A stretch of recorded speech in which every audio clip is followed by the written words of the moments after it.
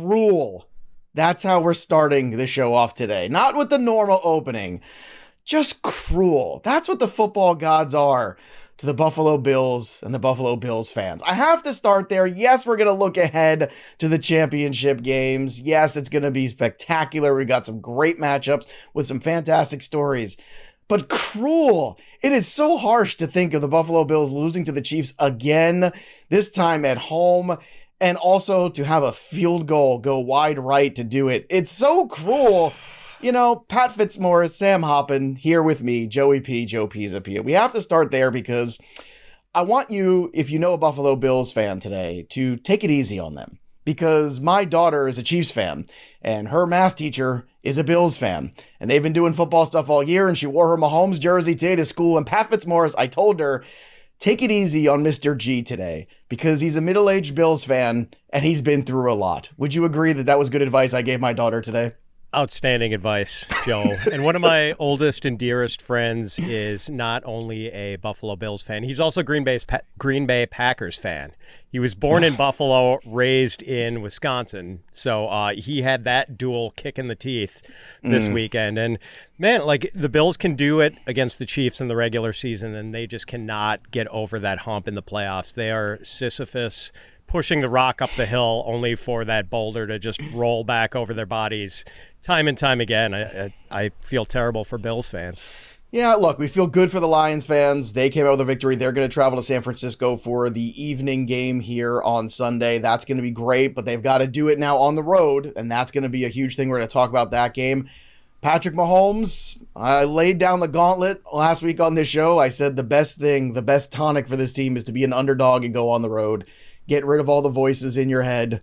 Just get out of it. Go beat up the Miami Dolphins in that sub-zero temperatures. Then go on the road as the underdog for a change. And I think it's exactly what the Chiefs needed.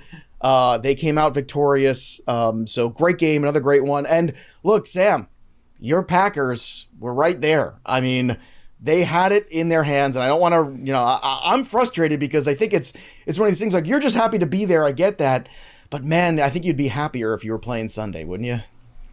Yeah, especially in Detroit with a chance to, one more time beat up on little brother again. And, it's, I tweeted this out, like the Packers were playing with house money. The frustrating part is that it was a winnable game. And obviously both teams had certain things go their way, whether it was the turnovers that San Francisco forced, some of the clock management stuff that San Francisco sort of gave to Green Bay, but it, I think, really speaks to the margin of error that San Francisco has to win right now and how much they need to go wrong for them in order to take a loss. And, you had the end of half situation where they go down and miss the field goal. Deebo Samuel gets hurt. Brock Purdy is not playing a great game at all, and they still come away with the win. Now, you could say, well, they got lucky in some respects, but they only need a couple parts of their team to fire on all cylinders for them to win. So it's going to make this NFC Championship game a challenge for Detroit. And going back to Buffalo, I feel bad for Bills fans. I don't feel bad for the Bills. They were playing not to win that game. Agreed. And you're 100% right. They started that final drive with over 8 minutes left. Like, trying to put together an 8-minute drive to kick a field goal and send it to overtime, you're just asking for trouble. Yeah, there were a lot of moments in that game, too, and Josh Allen had some bad moments in that game also. The Chiefs, it's funny, you look at the score and you think, oh, it's a really close game, but I never felt like at any point that the Chiefs somehow were going to win. I felt like defensively they had a plan, they knew what they were doing. And look, we didn't even talk yet about Lamar Jackson's incredible 100-yard rush performance, which, by the way, I predicted on the FP show, just in case you go back and watch the tape. That's why I love having the tape sometimes. Sometimes it's bad because sometimes I get stuff wrong. But it's great when things go right. but Lamar playing like MVP and that defense playing so well too. But we're going to get to all these games here. Don't forget, everybody, make sure you subscribe to the Betting Pros YouTube channel. Drop your comments below. You could win a 1-year free premium upgrade. And it's not just football, because we got the golf stuff going on right now. Pat and Bo are taking through golf season. It's going to be right around the corner here for us. We've also got the NBA show, Fast Break Bets, every Wednesday, every Friday, live, 11 a.m. Eastern, right here on the channel. So make sure you join us for all of that. But gentlemen, we're here to look ahead. We had to look back to look ahead. And the first game on the slate is the Kansas City Chiefs. Again, going on the road. Again, underdogs. Again, the number 3.5. This time to Baltimore, where, as I said, the Baltimore Ravens, look, they held the Houston Texans offense that was flying high last week against the Cleveland Browns, one of the best defenses on the planet. They held them to 3 points. Because the other touchdown, that came from special teams. So I don't even want to count that. That defense was brilliant. Interesting spot here, too, because Joe Thuney is going to be getting tests today. He's going to be out. That's a very important piece missing from that offensive line for the Chiefs. Matabikwe, who's been so good, 13 sacks, I believe, on the season, if memory serves. Pat, this could be a problem here up front. This is one of those matchups to watch. But look, Lamar, MVP. The MVPs historically, last few years, have not done great in terms of winning Super Bowls, but we all think Lamar is going to be that guy and get that award. So what do you make of this? It feels right. 44.5 is the number, plus 140 for the Kansas City Chiefs on the money line. Pat, I keep coming back to that. That's the best value. The value is Patrick Mahomes playing underdog. Oh, yeah. And I think that's exactly what they needed. They got it last week. Can they do it again? I say yes. I know last week you were kind of hedging about it. What do you think about now that the stakes have been raised and now you got to play Lamar in Baltimore? Boy, I like the Ravens here, Joe. Okay. And it is tough to go against Patrick Mahomes, no question about it. But the Ravens were the only runaway winner on in this past weekend. You know, they were tied at halftime after the uncharacteristic special teams gaffe, giving up the long punt return touchdown, and then they just stomped on the accelerator and trampled the Texans in the second half, 24-0 in the second half, and it was every bit as dominant as the score would indicate. Credit the Chiefs for pulling out that win against Buffalo, but you said it, Joe, like the Bills seemed to be playing like not to win that game, and they were just not really challenging the Bills at all downfield with the passing game. The Bills made some critical mistakes. Obviously, the missed field goal. Josh Allen misfires on 2 passes on that drive that could have gotten the Bills closer or maybe gotten them into the end zone. So, it wasn't a super convincing win for the Chiefs, and I can't get off the memory of the Chiefs going 3-5 over that stretch from late October to late December when they lost games to the Broncos, the Eagles, the Packers, the Bills, and the Raiders on Christmas Day, where they were just terrible. The Bills were pretty banged up in the secondary, and I think the Chiefs took advantage of that to some extent. I mean, Marquez Valdez-Scantling was out there making plays. I wouldn't expect... He caught a ball. I couldn't believe it. It was 2 stunning. balls, Joe. Yeah, I would not expect lightning to strike twice or 3 times, I guess, in this case. And you can run on the Chiefs. And I think the Ravens are going to endeavor to run on the Chiefs. We saw how many times they ran the ball against the Texans. The Chiefs are 27th in DVOA against the run. They let Josh Allen make some plays in the running game this past weekend. You know Lamar Jackson is going to make some plays in the running game. And you mentioned the Chiefs, the Thuney injury. They had lost 3 defensive guys Sunday night. I don't know what the status of these guys is, but they had safety Mike Edwards, linebacker Willie Gay, and cornerback Trent McDuffie all leave the game with injuries. So we're going to have to pay attention to that. The Massey Peabody ratings suggest this line should maybe be closer to a touchdown. I think there's value in betting the Ravens here. I'm not really interested in the Chiefs. Don't see any value on the total. I think the total's about right. Yeah, I agree. The total's spot on. I'm running away from the total. So good case there made by Pat for the Ravens. I'm going to counterpoint that and then send it to you, Sam, because if you look at the Houston Texans coming into Baltimore, they're still a very green team. And they hung there with them for the whole first half of that game. Maybe you say, oh, well, they had a week off. They're a little flat. And that's normal. That happens. They were very confident. They came out there. Harbaugh was very confident. Came out there. They asserted their dominance, as Pat said, 24-0 in the second half of that game. That's the Houston Texans. This is Andy Reid and Patrick Mahomes. And typically, the best quarterback and coach combination does win out. Now, I'm not saying the Lamar Harbaugh combination is not a good one. It's a very good one. But is it the best one in this game, Sam? Where do you see this contest? What do you see any value here in the look ahead between the Chiefs and the Ravens? I've been bouncing back and forth on this one all morning. I think Pat made a lot of great points in terms of, the weaknesses that the Kansas City defense has in terms of the run. And Lamar Jackson has not been the best against the blitz this year, which Steve Spagnuolo can find a lot of ways to pressure Lamar Jackson. I mean, there are a couple of times where Lamar's just dropping back and back and back and then ends up getting sacked. But again, with these games, we're trying to find very niche things. I think the Ravens have the slight coaching advantage from a game management and, just overall decision-making standpoint. Like, what Andy Reid is doing in the red zone is a little suspect, taking the 5 yards on the kickoff instead of trusting your offense to get 1 yard. How about giving Mecole Harbin the ball there after points? fumbling a second time, and then he fumbled a second time? How about that? Right. That's questionable. We have Pacheco. Why not just hand the ball to him? I don't know. It's things like that, and the Ravens won on Saturday, but they also won on Sunday because whoever was coming out of that divisional game between the Bills and the Chiefs was coming out extremely banged up, and health is a huge thing at this part in the season.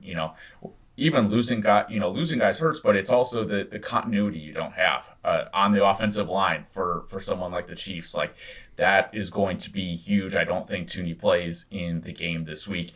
And this Baltimore defense is a much different beast than Buffalo's was. Buffalo was banged up going into the game, and Baltimore just has dudes on every level. I mean, Jadeveon Clowney is playing really well. The combination Roquan Smith and Patrick Queen at linebacker, and then Kyle Hamilton at safety playing incredible. Like, I think I'm talking myself into Baltimore. It just seems like it's sort of their year. And, last week we had the privilege of taking Patrick Mahomes as an underdog, and that money line turned out to be great, and it was awesome. But this Baltimore has just seemed like a complete team the entire year. And yes, they've had a couple fourth quarter baffles throughout the regular season, but I mean, you saw the way that the Ravens offense was able to adjust to the defensive game plan that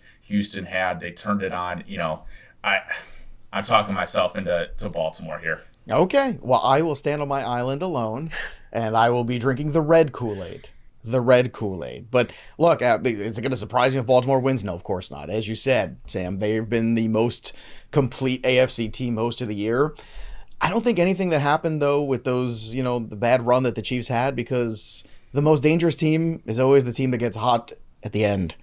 And I don't know right now, the last 2 weeks, watching the Chiefs play football, they're starting to feel like the Chiefs again. And that's all they needed to do, is flip this switch. And my goodness, that would be something. Let's get to the NFC, the late game here, 6:30 p.m. Eastern. You're going to have the San Francisco 49ers taking on and hosting the Detroit Lions. The number on this right now, consensus at Betting Pros, is -6.5 for the San Francisco 49ers, which feels right. They should be a touchdown point favorite in this game. To me, that's spot on. The 51 is the number right now, consensus-wise. That, to me, also feels pretty close. If anything, I'm leaning towards the under in this one. Then you have Detroit for the upset at +250. You're getting a great value there. If you want to just throw half a unit just to see if the Lions can pull off the true Cinderella dance. And we saw some chinks in the armor. We saw some weaknesses there from the 49ers that can be exploited. So, Sam, can the Lions cover? Can the Lions win? Does this total disappoint? Does it come through? What do you see here when you're looking into the NFC Championship game? To answer both of your first two questions, yes, I think the Lions can cover, and I think they can win outright as well. I mentioned, obviously, earlier in the show, the margin of error that this 49ers team has, but on the whole, if you look at the last 2 months, when was the last time they played like a great game? I mean, it might have been the game against Philadelphia, and look how they turned out. Like, their strength of schedule has not been great. They obviously lost to a very good Ravens team, and I'm not saying not just Detroit lost. is. Let's be honest. They got their 38-6. Yep. Yeah, and obviously Detroit has their weaknesses as well. Like their secondary, I think, can be had. I think Brandon Ayuk has probably a monster game in this one, but the procedural errors with Kyle Shanahan, again, this is where the coaching decision making comes into play. Dan Campbell is light years ahead of Kyle Shanahan right now in terms of decision making. We've seen Ben Johnson continue to crush it at offensive coordinator. I think, we saw last week that Aaron Jones gashed this 49ers run defense, and I just think Jahmyr Gibbs will be able to do the same thing. And finally, he's not playing much better, but I think the better quarterback is getting the points in this game. Jared Goff, for all his blunders, has played really well. He's made some good throws. Again, Purdy, we've started to see some chinks in the armor there. And I mentioned it last week too. This Lions defense, I think, is better than we give them credit for, especially their run defense. They're not, I don't know if Deebo Samuel is going to play. It sounds like he's 50-50 right now. Maybe he does play because it is a playoff game, and you just sort of battle through those injuries. But I raced to Detroit here. Okay. I'm in on them, and I think they have a great shot to pull the upset here. Now, normally we have concerns about Jared Goff playing on the road, but it's more the elements than it is the road. Now, this was a rainy game you had this past Sunday. I'm not exactly sure what we're looking at here in terms of weather on Sunday. It's a little early to look. But Pat, Sam makes a lot of good points here about when it comes down to those management skills of a head coach, that Dan Campbell has the edge there. Certainly the secondary of the Detroit Lions is a problem. It's not a great unit here. Now, the interesting thing is they don't give up a lot of penalties. There's not a lot of, PI penalties or things like that. So, maybe that's just something, maybe that's why they give up so much. Maybe Dan Campbell would rather them just, live and die on what they do instead of giving up, those moments in the games. But to me, this is all about pressure on Purdy. If Hutchinson can get home, if they can put some serious pressure on Brock Purdy is very vulnerable. And I think coming off that game last week, I think it's very clear that you could certainly continue to, get him to hear the ghost and see the ghost a little bit. And you might have some opportunities there to make Brock Purdy make some mistakes. So, Pat, do you see any value early in this line that feels pretty spot on? Sam's confidence in the Lions is very strong. Is yours the same place?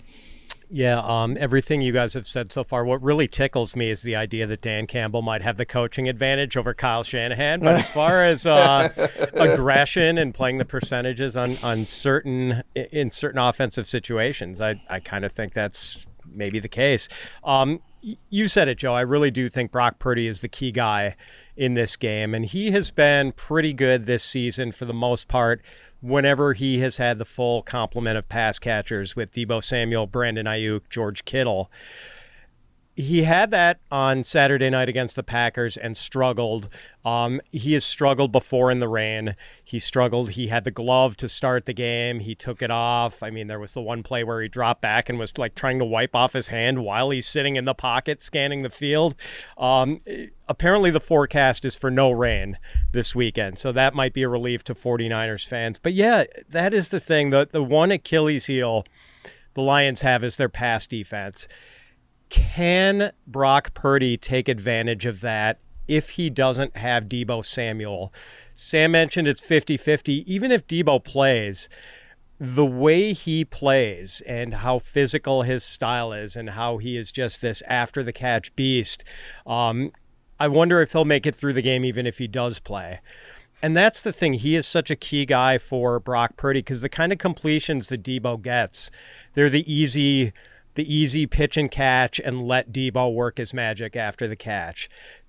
If he doesn't have that, we saw Purdy really struggle. Brandon Ayuk was not able to pick up the slack. Brandon Ayuk is a different type of player. He beats defenses downfield.